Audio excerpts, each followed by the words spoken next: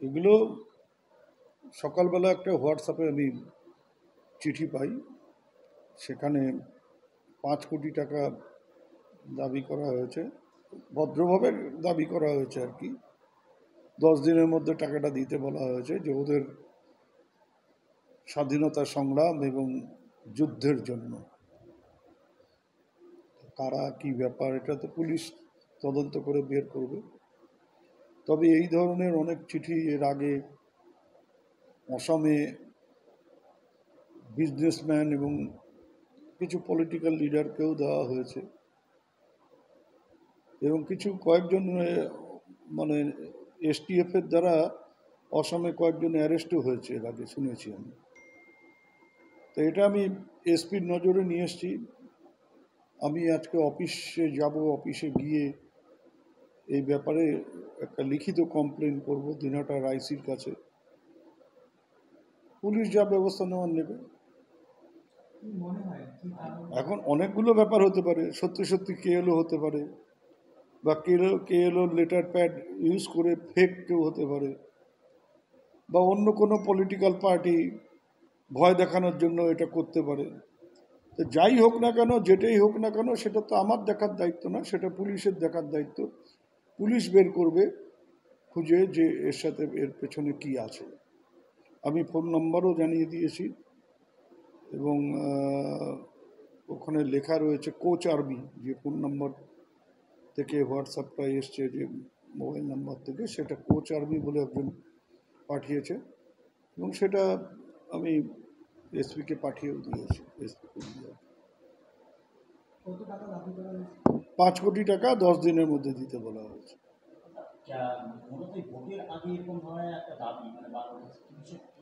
ভোটের আগে মানে ভোটের, এটা শিলিগুড়িতে ভোটের আগে, বাকি কুচবিহারে তো আমাদের ভোট হয়ে গেছে।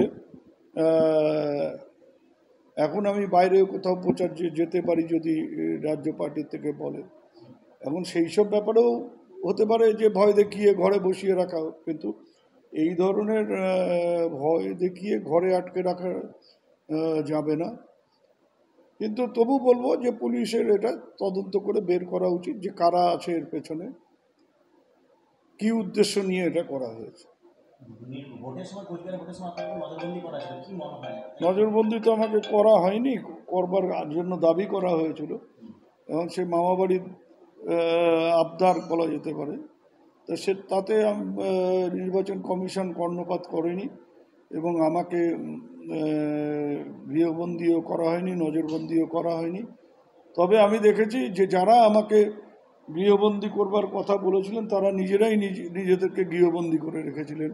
ভোটের দিন আমি দিনহাটা বিধানসভা কেন্দ্রের বিভিন্ন জায়গায় ঘুরেছি, বিশেষ করে যেসব জায়গায় গোলমাল হওয়ার একটা আশঙ্কা ছিল সেই সব জায়গাগুলোতে ঘুরেছি। কোথাও 2-1টি ছোট বিক্ষিপ্ত ঘটনা ছাড়া, তাও বিজেপি করেছে বলে, না হলে পরে কোনো গোলমালই হতো না। বিজেপি যদি ওই গোলমালগুলো না করতো, নিশীথ প্রামাণিকের লোকেরা যদি সেই গোলমালগুলো না করতো, তাহলে কোনো গোলমালই হতো না, 100% শান্তিতে ভোট হতে পারতো।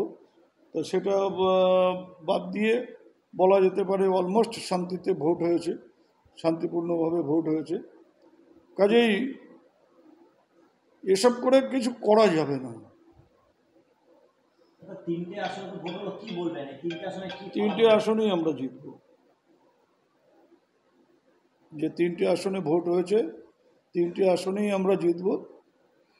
আমরা উত্তরবঙ্গে 2019-এ এবং 2021-এ বিশেষ করে আমরা কুচবিহার, আলিপুরদুয়ার, জলপাইগুড়ি খুব খারাপ ফলাফল করেছিলাম। সেই জায়গার থেকে এবার আমরা বেরিয়ে আসবো, এটা আমি বলতে পারি।